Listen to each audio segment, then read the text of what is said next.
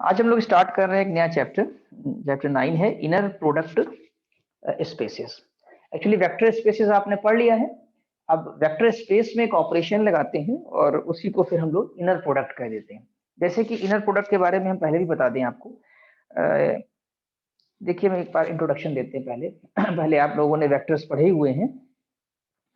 एक आपने वेक्टर में पढ़ा होगा, जैसे अभी समझ लीजिए हम यहाँ पर एक ले रहे हैं वेक्टर्स का कलेक्शन। वेक्टर ये 3 डायमेंशनल वेक्टर्स हैं, ठीक है। याद होगा हम लोग 12th क्लास में पढ़ते थे a equal to a1i, a2j, a3k, b equal to b1i, b2j, b3k, like this, ठीक। इसमें 2 प्रोडक्ट पढ़ाए गए थे आपको। 2 प्रोडक्ट, जोड़ना घटाना ये सब तो पता ही है, ऐड कैसे करते हैं वेक्टर्स को, सब्ट्रैक्ट कैसे करते हैं, डिवीजन होता नहीं है इसके अंदर। प्रोडक्ट 2 तरह के होते हैं। एक आपने पढ़ा था, याद होगा आपको, डॉट प्रोडक्ट, ठीक है। और इसको आप डॉट से नोट करते हैं, क्रॉस प्रोडक्ट को क्रॉस से कर देते हैं, ठीक। तो अगर देखा जाए तो आपने डॉट प्रोडक्ट जो पढ़ा, मेन यहाँ इसको कहते हैं डॉट प्रोडक्ट को इनर प्रोडक्ट भी कहा जाता है और क्रॉस प्रोडक्ट को आउटर प्रोडक्ट भी कहते हैं। क्या कहते हैं? डॉट का एक नाम और भी होता है इनर प्रोडक्ट और क्रॉस का होता है आउटर आउटर प्रोडक्ट, ठीक है। अब मान लीजिए आपने डॉट प्रोडक्ट लिया, डॉट का यूज है, आउटर में ज्यादा नहीं जाएंगे। तो यहाँ पर पता है आपको क्या मिलता है, याद होगा a1 b1 आई का, जे का बोलते हैं ऐसे ना, a2 b2 और a3 b3। तो ये 2 वेक्टर्स लेते हैं आप, और जो ये वैल्यू मिलती है आपको राइट साइड में, एक्चुअली ये स्केलर है, ये फील्ड में चली जाएगी क्योंकि ये न्यूमेरिकल एक नंबर है।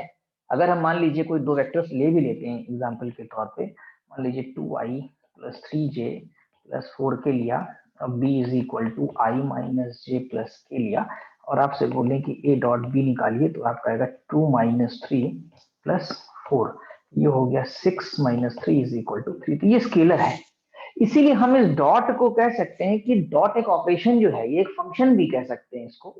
एक्चुअली में यहाँ जो फंक्शन ये हुआ, जो डॉट हमने लिया हुआ है, इसे फंक्शन भी हम कह सकते हैं, लेकिन ये कहाँ से कहाँ हो रहा है? अगर देखें तो v क्रॉस v से कहाँ बिलोंग कर रहा है? फील्ड में। एलिमेंट्स हम v क्रॉस v का मतलब है कि a भी v का एलिमेंट है, b भी v का ही एलिमेंट है, लेकिन जो एलिमेंट मिला, ये एलिमेंट 3, वो कहाँ का है? वो तो फील्ड का है, राइट। तो ये स्केलर वैल्यूड फंक्शन कहलाएगा। जो डॉट आप देख रहे हैं ये स्केलर वैल्यूड कहलाएगा। क्लियर? इसी प्रकार से हम लोग जब वेक्टर स्पेस में आते हैं, तो वेक्टर स्पेस जो आप ले रहे हैं, ठीक है। अब मान लीजिए कि आपने अल्फा लिया, बीटा लिया, गामा लिया, अल्फा 1 लिया, बहुत इन्फिनाइट वेक्टर्स ले सकते हैं। उसमें से आपको पता है 0 वेक्टर भी होता है। अगर 3 डायमेंशनल का है, 3 टपल्स का है, मैट्रिसेस का है, तो नल मैट्रिक्स होती है। अब हम करते क्या है कि यहाँ पर जैसे हमने 2 वेक्टर लिए, अल्फा, ठीक है, और बीटा, ये हमने मान लीजिए कि वी के 2 एलिमेंट्स आपके ले लिए।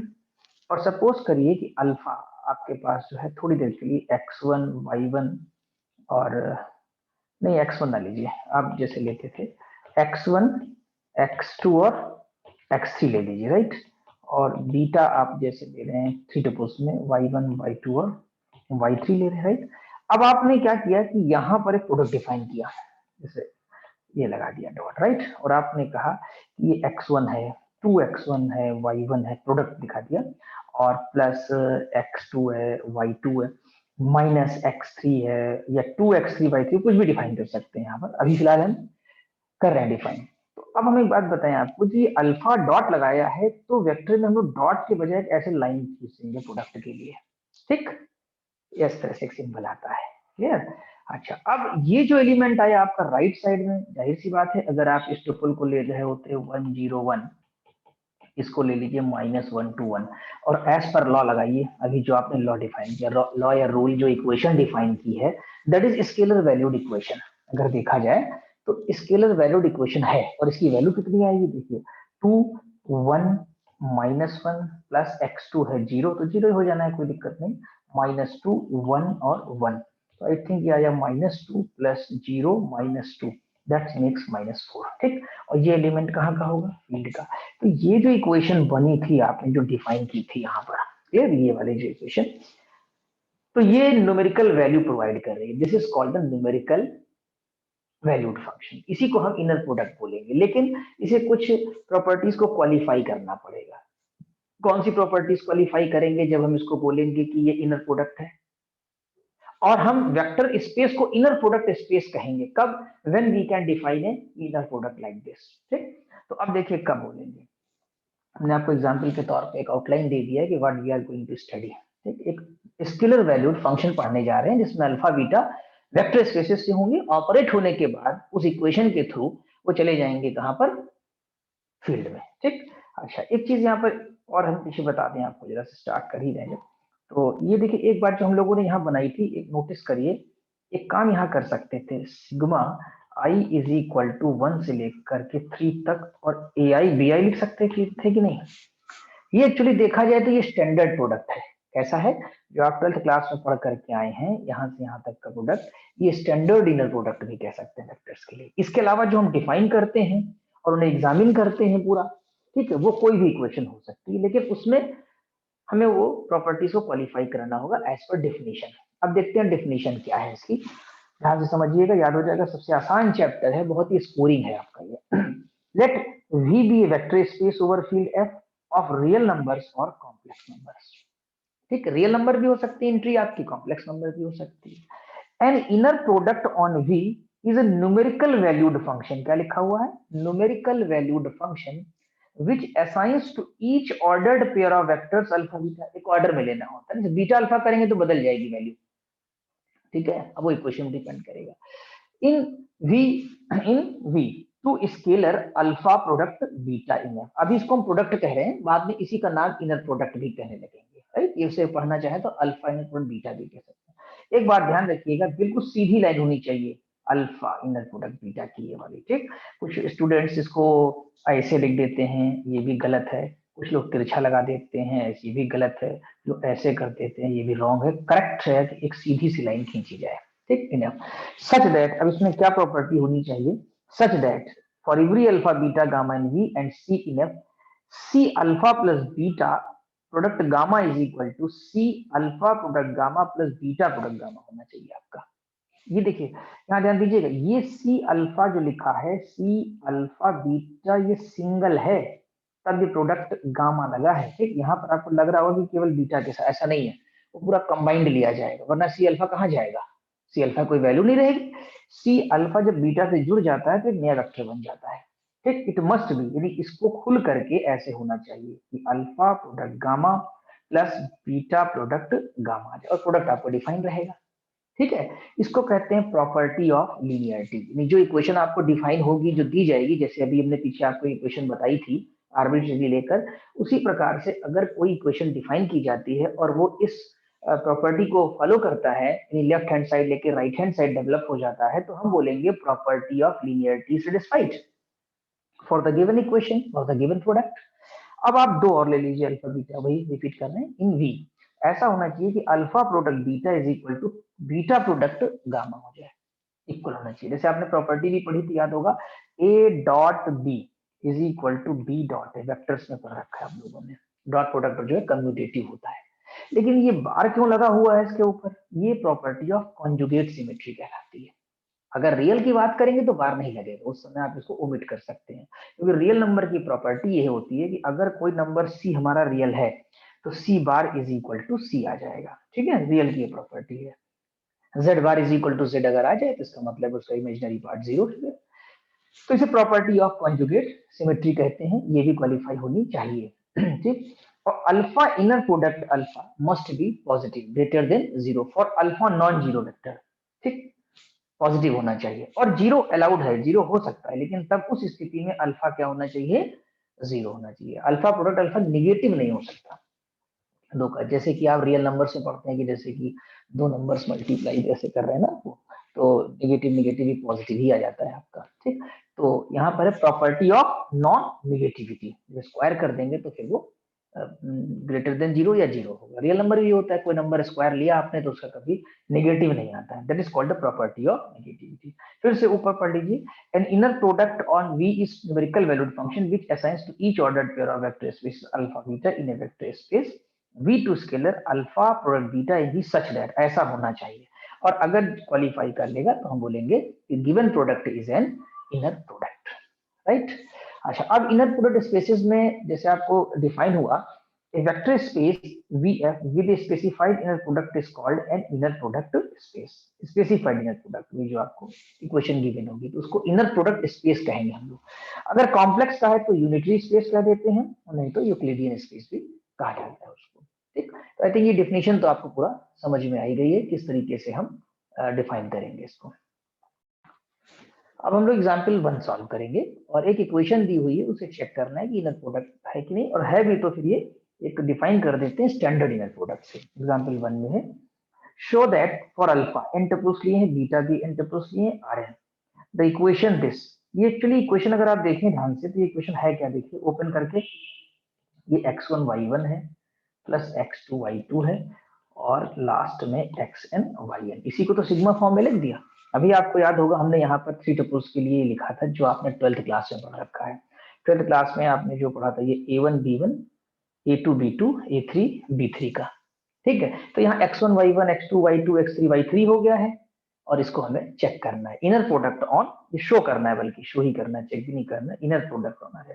This inner product is called the standard inner product on R. अगर कोई क्वेश्चन डिफाइंड नहीं है और इनर प्रोडक्ट लेना है तो आप ये ले सकते हैं। अभी हम चेक करके दिखा दे रहे हैं कि इसमें प्रॉपर्टी ऑफ लिनियरिटी होगी और इसमें सिमेट्री होगी, इसमें कॉन्जुगेट सिमेट्री नहीं होगी क्योंकि ये रियल नंबर पे है। रियल नंबर पे केवल सिमेट्री चेक करते हैं, वैसे कॉन्जुगेट सिमेट्री करते हैं। तो लिनियरिटी में देखिए, for each alpha beta gamma, gamma में हमने z1 z2 z3 ले लिया in Rn and C in real number we have. पहले आप C अल्फा प्लस बीटा एक सिंगल वेक्टर क्रिएट कर लीजिए इसके लिए, that makes tuples C x1 plus y1 C x2 plus y2 and up to C xn plus yn in Rn। Now अब हम इस इक्वेशन के मुताबिक जो इक्वेशन आपको डिफाइन है उसके हिसाब से हम यहाँ पर देखिए लेफ्ट में लिख के राइट में वैल्यू लिखेंगे। राइट में कैसे लिखेंगे, अभी आपने देखा यहाँ xi लिखा जाता है, ऊपर आइए लेके जाए, मेरा पेन चल रहा है xi, फिर आपने लिखा है yi, ठीक है, xi yi alpha plus beta. xi मतलब अल्फा के टपल्स, yi मतलब बीटा के टपल्स, तो यहाँ पर c अल्फा प्लस बीटा के tuples that is c xi plus yi gamma के टपल्स यानी कि zi एज डिफाइंड, जो आपको इक्वेशन डिफाइंड है। अब जो इस समय आपके पास देख रहे हैं ना, ये xi है, ये आपके पास yi है और ये z, ये सब रियल नंबर में बिलोंग कर रहे हैं, ठीक। और आपको मालूम है कि रियल नंबर जो होता है under the plus and dot यानी मल्टीप्लिकेशन एक रिंग स्ट्रक्चर बनाता है, ये फील्ड स्ट्रक्चर भी बनाता है आपका, क्योंकि फील्ड लेके ही चल रहे हैं हम लोग, और उसमें डिस्ट्रीब्यूटिव लॉ लगता है कि नहीं। तो आप यहाँ पर जो है ये राइट डिस्ट्रीब्यूटिव लॉ लगा दिए, जेडाई को अंदर भेज दीजिए डिस्ट्रीब्यूट करके और सिग्मा को ओपन करिए तो सीधा आ जाएगा। और जेड जो है ये जो प्लस देख रहा है वो ये वाला प्लस है फील्ड का, ठीक है। और ये जो प्लस देख रहे हैं वेक्टर का प्लस है जहां पेन चला रहा है सी अल्फा प्लस बीटा, हमने डिस्टिंग्विशन पहले बता रखा है आपको। तो यहाँ पर हो जाएगा एक्स आई जेड आई और ये हो जाएगा y i z i, right. अब क्या करेंगे यहाँ पर आप, ये सी और it is nothing just it is a product of as per definition alpha gamma and it is the product of beta gamma product लिख दिया आपने, क्लियर। तो that makes c alpha plus beta product gamma is equal to c alpha product gamma plus beta product gamma, ठीक है। ये आपका distribute हो गया। अब सिमेट्री में आ जाते हैं हम लोग। We have alpha product beta, करिए आप, क्या आएगा, sigma equal to 1 to n xi y, ये तो आपको डिफाइंड है ना जहां हमने एरो लगाया ये आपका, ठीक। फिर हमने लिख दिया yi xi, ये कैसे लिख दिया, क्योंकि आप जानते हैं फील्ड में मल्टीप्लिकेशन जो है वो कम्यूटेटिव होता है, और इस समय ये जो एलिमेंट हैं आपके yi xi जो देख रहे हैं आप, ये yi xi और xi yi ये कहाँ के एलिमेंट है आपके, तो फील्ड के ही है। तो multiplication is commutative in R यानी कि फील्ड में, ठीक। तो that makes beta product gamma as per definition, right. तो alpha product beta is equal to beta product alpha. अब नॉन नेगेटिविटी हम चेक कर लेते हैं। नॉन नेगेटिविटी तो बहुत ही आसान है, कैसे, अल्फा प्रोडक्ट अल्फा क्या हो जाएगा, xi हो जाएगा, रिपीट कर जाएगा, यानी कि क्या हो जाएगा, xi का होल स्क्वायर हो जाएगा। और रियल नंबर का स्क्वायर अभी हमने आपको बताया कभी जीरो नहीं हो सकता, पॉजिटिव रहेगा या जीरो हो सकता है, लेकिन उसमें फिर xi को जीरो होना पड़ेगा। अगर xi जीरो नहीं है तो पॉजिटिव रहेगा, जीरो वेक्टर नहीं है, that is alpha not equal to zero. और मान लीजिए कि अल्फा जीरो वेक्टर हो जाएगा तो सारे xi जीरो हो जाएंगे, all tuples will be zero, तो वैल्यू जीरो हो जाएगी आपकी। तो हेंस यानी all the properties of the product defined by equation satisfied, सारी प्रॉपर्टी आपकी सेटिस्फाई हो रही है। Has given equation defines an inner product on vector space R, यानी ये हमारा इनर प्रोडक्ट स्पेस हो जा रहा है, राइट। इक्वेशन डिफाइन कर रही है inner product on space R, ठीक। अब एक बात आती है कि अगर हमारे पास रियल नंबर ना हो करके कॉम्प्लेक्स होता तो स्टैंडर्ड क्या इक्वेशन होती है, याद रखिएगा, alpha product gamma is equal to sigma equal to 1 to n xi yi का बार हो जाता है, यानी अल्फा इनर प्रोडक्ट बीटा। अब इसको इनर प्रोडक्ट कॉल कर सकते हैं क्योंकि आपने इस प्रोडक्ट को वेरीफाई कर दिया है, इसने तीनों क्वालिफाई कर लिए, तो this makes a inner product. तो alpha inner product beta, we will call it alpha inner product beta is equal to sigma equal to 1 to n xi bar, यानी xi yi का बार लगाते हैं, ठीक है। क्या करते हैं, xi yi का बार कर दिया जाता है। अब इसको बता रहे हैं किस तरीके से आप इसको आगे सॉल्व करेंगे, बताते हैं आपको। तो ये जो आपका लिखा हुआ है alpha inner product beta is equal to sigma i equal to 1 to n और x i y i bar है, इसको कहते हैं this inner product is called the standard inner product on C n, ये सीएन पे स्टैंडर्ड इनर प्रोडक्ट कहलाएगा। अब यहाँ पर एक चीज हम बताते हैं आपको, मान लीजिए आप ये जो वाई आई वाला है इसी को थोड़ा सा क्लियर कर दें कि अगर आपके पास x1 x2 और x3 है, ठीक है, और बीटा की वैल्यू आपके पास है मान लीजिए y1 y2 और y3, तो ये इक्वेशन जानते कैसे लिखेंगे, alpha inner product beta is equal to, ये लिखी जाएगी x1 y1 बार प्लस x2 y2 बार प्लस x3 और y3 बार, यानी जो ये x1 है तो वही सेम टू सेम रहेगा, लेकिन y वाला पे बार लगा देंगे। अब कहें आप सर वाई रियल होगा तो क्या करेंगे, तो अभी देखिए सिर्फ न्यूमेरिकल बनाते हैं आपके लिए और समझा देते हैं इसमें कि किस तरह से कैलकुलेट करेंगे। एक क्वेश्चन यहाँ पर ले लेते हैं, लेट कॉम्प्लेक्स के लेते हैं, let alpha is equal to 2i 1 और बीटा इक्वल टू, मान लीजिए आपने 1 लिया, 1 प्लस आई ले लिया और फिर ये आई ले लिया। थोड़ा सा क्वेश्चन ऐसा कर दे रहे हैं कि आप समझ पाए। फाइंड, एक क्वेश्चन की तरह ले लेते हैं, find alpha inner product beta, मान लीजिए इसको निकालना है, तो इसको एज ए सोल्यूशन अगर हम लेते हैं तो अल्फा इनर प्रोडक्ट बीटा भी हमने आपको बताया कि x1 y1 बार आएगा, x2 y2 बार आएगा, आपका x3 y3 बार आ जाएगा, ठीक है। अब देखिए यहाँ पर x1 की वैल्यू कितनी है, x1 की वैल्यू है 2, y1 की वैल्यू है 1, 1 का बार लगाना लगा दीजिए, लेकिन 1 का बार तो 1 ही रहेगा, x2 की वैल्यू i, y2 की वैल्यू 1 प्लस आई, तो बार लगाना ही पड़ेगा, प्लस x3 की वैल्यू i, y3 की नहीं, i नहीं है, x3 1 है, x3 1 है हमारा, ठीक है, और ये i का बार हो जाएगा, तो ये हो जाएगा 2 इंटू 1 समझ लीजिए, प्लस i 1 माइनस आई समझ लीजिए, और प्लस ये आई हो जाएगा, बार हट लेंगे ना तो कंजुगेट हो जाएगा, तो 2 प्लस आई माइनस आई का स्क्वायर, और ये प्लस, यहाँ मिस्टेक हुई है, यहाँ पर माइनस आई आएगा क्योंकि बार है ना ये, तो माइनस आई आ जाएगा, तो it should be minus, clear, और ये आपका कैंसिल हो जाएगा, ये 2 minus minus 1 that is 2 plus 1 is equal to 3, numerical value function. तो ये आपने देख लिया इसकी वैल्यू कितनी आ गई है, तो इसी तरीके से हम यहाँ पर मल्टीप्लाई कर लेते हैं कॉम्प्लेक्स के केसेस में।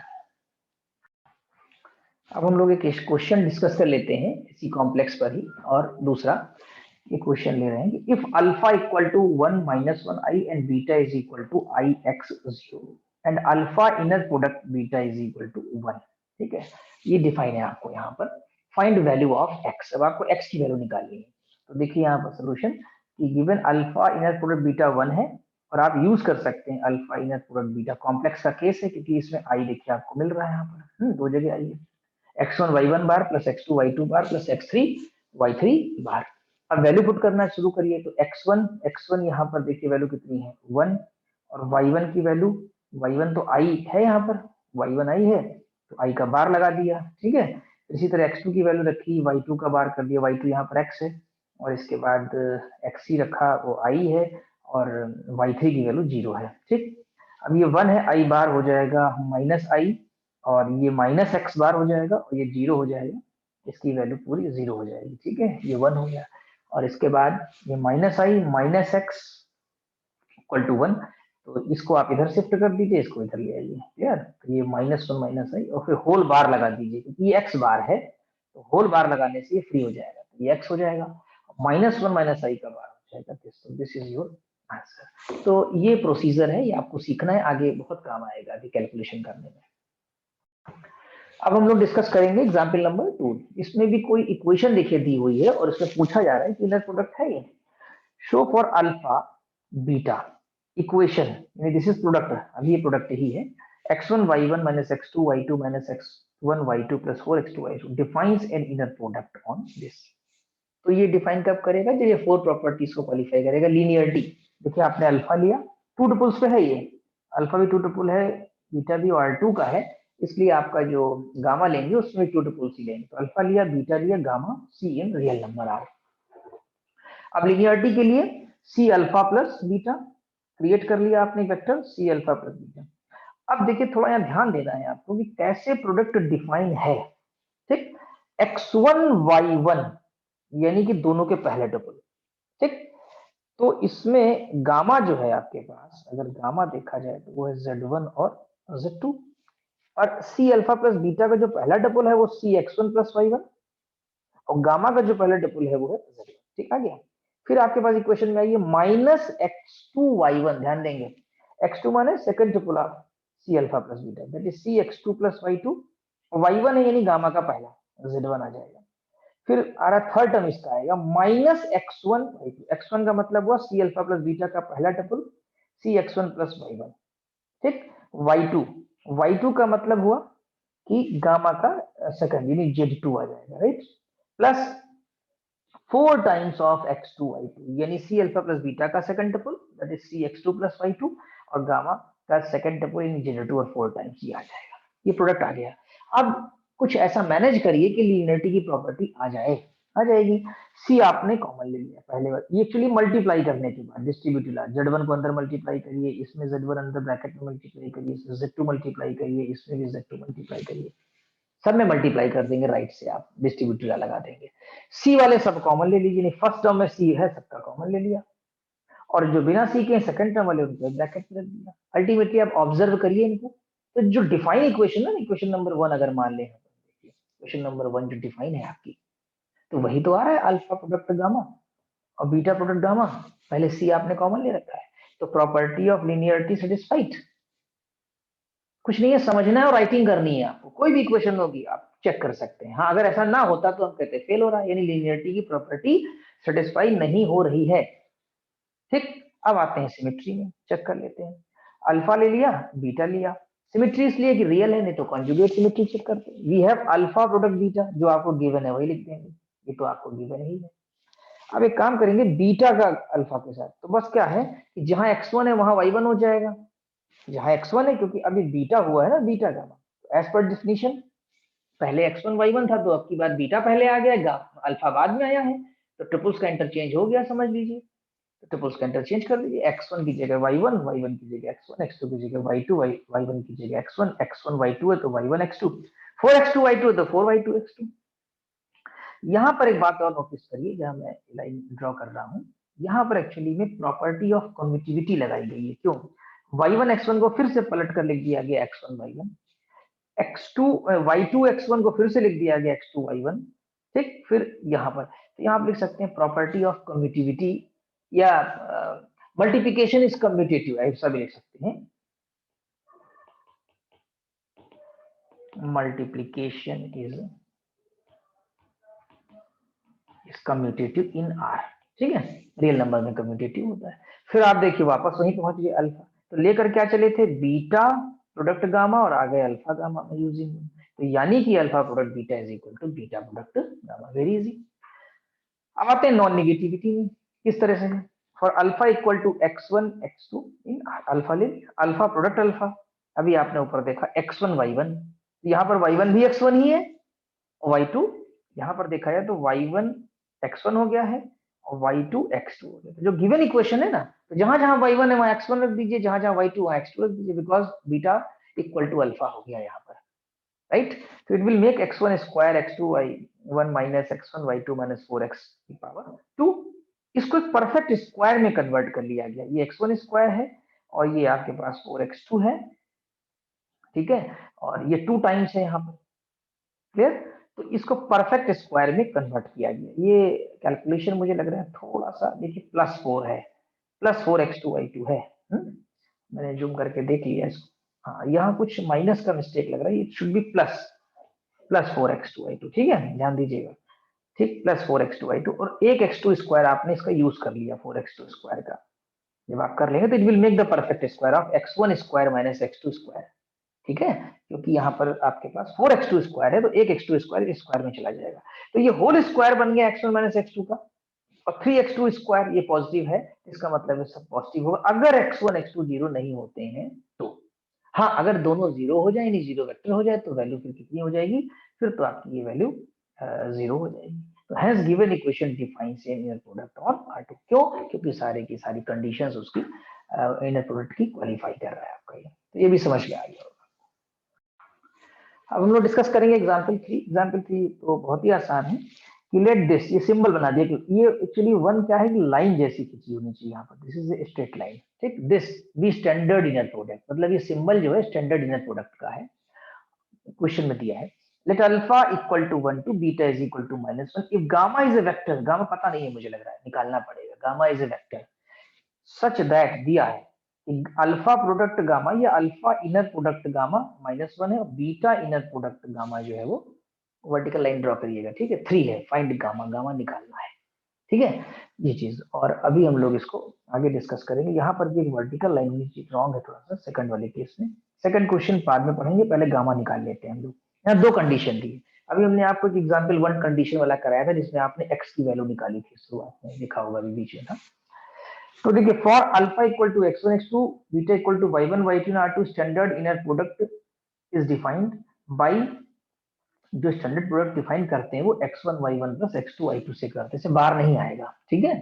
Late gamma is equal to z1 z2 be a vector in R2। अब आपको गिवन है ना अल्फा गामा -1 है, बीटा गामा 3। जब आप ये अल्फा बीटा आपको गिवन है, इक्वेशन बनाएंगे, पहली कंडीशन से तो ये बन जाएगी, दूसरी कंडीशन से ये बन जाएगी, सॉल्व कर लेंगे आपको गामा की वैल्यू मिल जाएगी। यस, तो ये तो बहुत ही आसान सी प्रॉब्लम है, जैसा ही बता भी चुके हैं आपको हम। अब आते हैं कि show that for any alpha in R2, यानी कि अल्फा को हम लीनियर कॉम्बिनेशन में लिख सकते हैं, किसके, एक्चुअली देखिए लिखा क्या क्वेश्चन साफ साफ लिख दें, अल्फा, अल्फा को फिर से लिख रहे हैं alpha inner product epsilon 1, alpha inner product epsilon 1 plus alpha inner product epsilon 2 actually याद होगा एप्सिलॉन 1 की वैल्यू हम लोगों ने पढ़ी है 1 0 टू टपल्स के लिए और इसकी वैल्यू 0 1 होती है, ठीक। बेसिकली यहाँ पर जो ये है ये एक स्केलर टाइप का है, स्केलर ही है बल्कि C1 कह लो, और इसको आप एक प्रकार से C2 कह लीजिए। तो alpha can be express as a linear combination of epsilon 1 and epsilon 2 because epsilon 1 epsilon 2 अगर आपको शुरुआत से याद हो तो ये स्टैंडर्ड बेसिस भी बनाते हैं, कौन से 1 0 और 0 1 स्टैंडर्ड बेसिस भी बनाते हैं, ठीक है। तो अब देखिए कितने आसानी से कर रहे हैं हम लोग, यहाँ पर पढ़ते हैं। अल्फा की वैल्यू हमने यहाँ पर ले ली x1 x2, तो अल्फा को हम ऐसे लिख सकते हैं कि नहीं, पहले ये आप संतुष्ट हो जाइए, सेटिस्फाई हो जाइए। कैसे, देखिए यहाँ पर अल्फा जो है उसको हमने लिख लिया x1 1 0 और x2 0 1 लिख सकते हैं कि नहीं, क्योंकि अगर ओपन करके देखिए तो ये अल्फा की वैल्यू पहले मल्टीप्लाई हो जाएगी, ठीक है, तो x1 x2 ही तो आना है। और इसको दूसरे तरीके से कहा जाए तो हमने एप्सिलॉन 1 और एप्सिलॉन 2 लिख दिया सिंबॉलिक तौर पे, वैल्यू वाइज वैसे लिख सकते हैं, ठीक है। नाउ अब क्या कर रहे हैं कि अल्फा का एप्सिलॉन 1 से इनर प्रोडक्ट ले रहे हैं हम लोग, लिया इनर प्रोडक्ट हमने, ठीक, वर्टिकल लाइन होनी चाहिए, तो ये x1 ही आना है। और जब हम अल्फा का इनर प्रोडक्ट x2 के साथ ले रहे हैं, एप्सिलॉन 2 के साथ ले रहे हैं, तो हमारे पास फिर यहाँ पर x2 ही आना है, देखिए आ रहा है वो, यानी उठा करके वैल्यू आप x1 की यहाँ सब्स्टिट्यूट कर दीजिए, x2 की यहाँ सब्स्टिट्यूट कर दीजिए, ठीक, putting values of x1 x2 in equation number 1 in 1 we have, तो ये आप टाइपिंग मिस्टेक है, वर्टिकल लाइन होनी चाहिए, ठीक है। तो ये आपका जा करके यहाँ पर हो जाएगा। तो आई थिंक आपको ये भी पूरा समझ में आ गया होगा। इसका रिवीजन करिए, 1-2 बार वीडियो देखिए, कम से कम 2 बार देखिए, तब आपको और समझ में आएगा।